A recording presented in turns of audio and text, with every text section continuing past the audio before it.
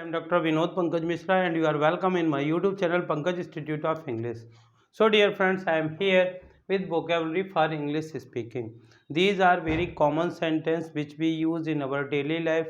So friends, if you want to know how to translate these sentences in English or how to speak these sentences in English and you have not subscribed my channel, please subscribe my channel, press bell icon so that you can get the notification of new videos and like and share more and more. So let's start. शुरू करते हैं। आज के जो वाक्य हैं जिनके हम आपको इंग्लिश बता रहे हैं वो इस प्रकार से हैं। संपर्क करने की कोशिश, हम पहले मिल चुके हैं, यह काफ़ी महंगा लगता है, मैं कह नहीं सकता हूँ, यही तो काम है मेरा, तब तक वो जा चुकी थी, मुझे पता है क्या हुआ तुम्हारे साथ, क्या उसने कुछ गलत कहा, बस मैं जैसे चाहता हूँ करो, मैं तुम्हें कैसे समझाऊँ, बिल्कुल शुरुआत से पीछा छुड़ाना, वह इससे पीछा छुड़ाना चाहता है और मैं तुम्हारे दर्द को महसूस कर सकता हूँ। तो डियर फ्रेंड्स, इसी प्रकार के सेंटेंस हम अपने डेली लाइफ में यूज करते हैं। यदि हम ये सीख लेते हैं कि इनको इंग्लिश में कैसे यूज करते हैं तो आसानी से इंग्लिश पढ़ लिख और सीख सकते हैं। तो कई बार हम बोलते हैं कि आपने मुझसे संपर्क करने की कोशिश की, क्या आपने उससे इस बारे में संपर्क करने की कोशिश की, तो इसको इंग्लिश में बोलेंगे संपर्क करने की कोशिश, इसको बोलेंगे try to contact. Try to contact, try to contact का मतलब होता है संपर्क करने की कोशिश। Have you ever try to contact, इस प्रकार से जब किसी व्यक्ति से आप पहले मिलते हैं और बहुत दिनों के बाद वो उस व्यक्ति सामने आता है तो आपको याद आता है कि हम पहले मिल चुके हैं, आप उसके पास जाते हैं और इसको बोलना चाहते हैं कि हम पहले मिल चुके हैं, तो इसको इंग्लिश में भी बोलेंगे we have met already. We have met already, हम पहले मिल चुके हैं। नेक्स्ट सेंटेंस है यह काफ़ी महंगा लगता है। जब कोई चीज़ बहुत अच्छे से बनी होती है, बहुत ड्यूरेबल यानी कि टिकाऊ होती है, देखने में बहुत सुंदर होती है, तो उसको देखते ही लगने लगता है कि यह काफ़ी महंगा है। तो यदि कहना है कि यह काफ़ी महंगा लगता है तो इसको बोलेंगे it seems so costly। It seems so costly, यह काफ़ी महंगा लगता है। जब कोई चीज़ के बारे में आपको पूरी जानकारी नहीं होती है और लोग उसके बारे में पूछते हैं कि क्या यह असली है, क्या यह ओरिजिनल है, क्या यह महंगा है, क्या यह सस्ता है, और आप जानते नहीं उसके बारे में, आप कहना चाहते हैं तब कि मैं कह नहीं सकता हूँ, तो इसको इंग्लिश में बोलेंगे आई कांट से, मैं कह नहीं सकता हूँ।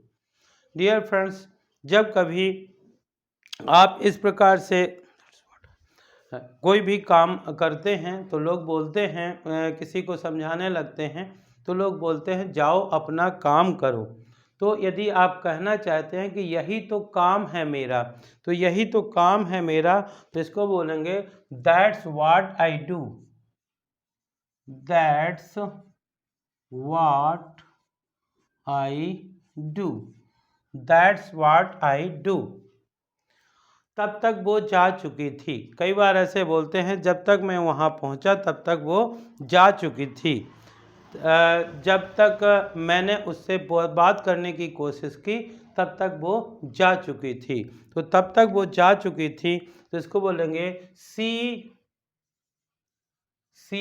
Had gone by then.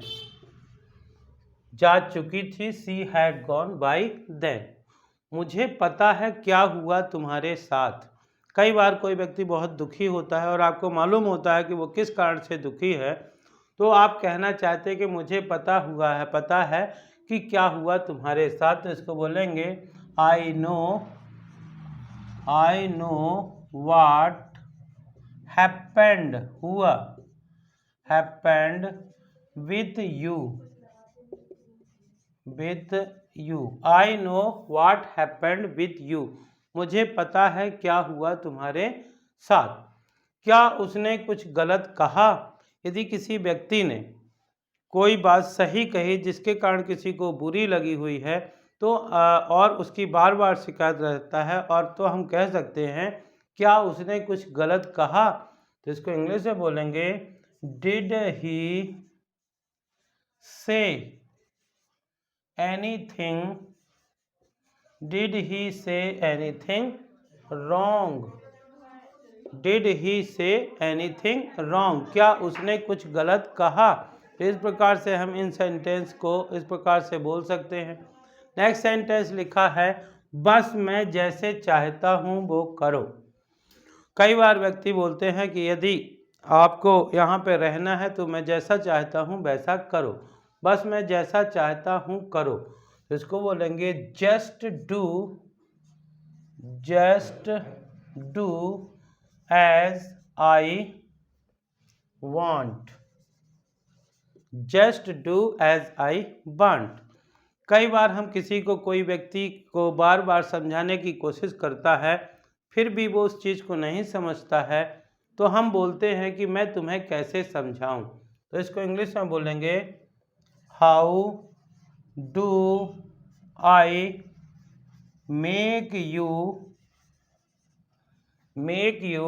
Understand, how do I make you understand. Next sentence लिखा हुआ है बिल्कुल शुरुआत से, बिल्कुल शुरुआत से। तो इस प्रकार से इसको बोलते हैं बिल्कुल शुरुआत से कोई भी काम है यदि, तो बिल्कुल शुरुआत से। तो जब कहते हैं कि बिल्कुल शुरुआत से आपकी फाउंडेशन बहुत तेज होना चाहिए या स्ट्रांग होना चाहिए, बिल्कुल शुरुआत से आपको काम में परफेक्ट होना चाहिए। तो बिल्कुल शुरुआत से इसको बोलते हैं जस्ट फ्रॉम, या जस्ट फ्रॉम बिगिनिंग, जस्ट या राइट फ्रॉम बिगिनिंग,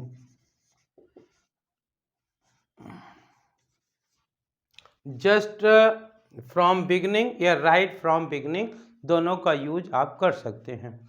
पीछा छुड़ाना, पीछा छुड़ाना इसको इंग्लिश में बोलते हैं get rid of, get rid of. Get rid of मतलब होता है पीछा छुड़ाना। जैसे वह इससे पीछा छुड़ाना चाहता है, वह इससे पीछा छुड़ाना चाहता है। कई बार बोलते हैं कि वो व्यक्ति उसके पीछे पड़ा हुआ है, वो उसका साथ नहीं चाहता, वो तो उससे पीछा छुड़ाना चाहता है, वह इससे पीछा छुड़ाना चाहता है। ही wants to get rid of it, get rid of it, he wants to get rid of it। मैं तुम्हारे दर्द को महसूस कर सकता हूँ। डियर फ्रेंड्स, यदि किसी कष्ट से आप भी गुजरे हैं, यदि किसी व्यक्ति को वैसा ही कष्ट है तो आप उसके कष्ट को महसूस कर सकते हैं क्योंकि आप उससे गुजरे हैं। तो इसको कह सकते हैं कि मैं तुम्हारे दर्द को महसूस कर सकता हूँ। I can realise your pain, I can realise your pain, मैं आपका जो दर्द है उसको महसूस कर सकता हूँ। तो डियर फ्रेंड्स, इसी प्रकार के सेंटेंस हम अपने डेली लाइफ में यूज कर सकते हैं। यदि आप इन सेंटेंसेस को इंग्लिश में पढ़ना, लिखना या बोलना चाहते हैं तो इसके लिए इन सेंटेंसेस को आप बार बार या तो पढ़ें या बार बार लिखें या बार बार सुनें, जिनके द्वारा आप इन सेंटेंस को आसानी से इंग्लिश में यूज कर सकते हैं। एक बार शुरू से देखते हैं। संपर्क करने की कोशिश, try to contact, try to contact, हम पहले मिल चुके हैं। We have met already, we have met already, यह काफ़ी महंगा लगता है। It seems so costly, it seems so costly, मैं कह नहीं सकता हूँ। I can't say, I can't say, यही तो काम है मेरा। That's what I do, that's what I do, तब तक तो वो जा चुकी थी। She had gone by then, she had gone by then, मुझे पता है क्या हुआ तुम्हारे साथ। I know what happened with you. I know what happened with you. क्या उसने कुछ गलत कहा? Did he say anything wrong? Did he say anything wrong? बस मैं जैसा चाहता हूँ करो। Just do as I want. Just do as I want. मैं तुम्हें कैसे समझाऊं? How do I make you understand. How do I make you understand. बिल्कुल शुरुआत से, जस्ट फ्रॉम बिगनिंग और राइट फ्रॉम बिगनिंग। पीछा छुड़ाना, get rid of. Get rid of, वह इससे पीछा छुड़ाना चाहता है। He wants to get rid of it. He wants to get rid of it. मैं तुम्हारे दर्द को महसूस कर सकता हूँ। I can realise your pain. I can realise your pain. तो डियर फ्रेंड्स, आई होप कि आपको इस प्रकार के सेंटेंस पसंद आए होंगे। यदि पसंद आए हों तो इन्हें ज़्यादा से ज़्यादा लाइक करिए, शेयर करिए, और यदि आप चैनल के लिए नए हैं तो प्लीज़ इसे सब्सक्राइब करिए, बेल आइकॉन को प्रेस करिए, ताकि इस प्रकार के वीडियो जब भी अपलोड हों तो उनका नोटिफिकेशन आप तक पहुंच सके। Thank you for watching.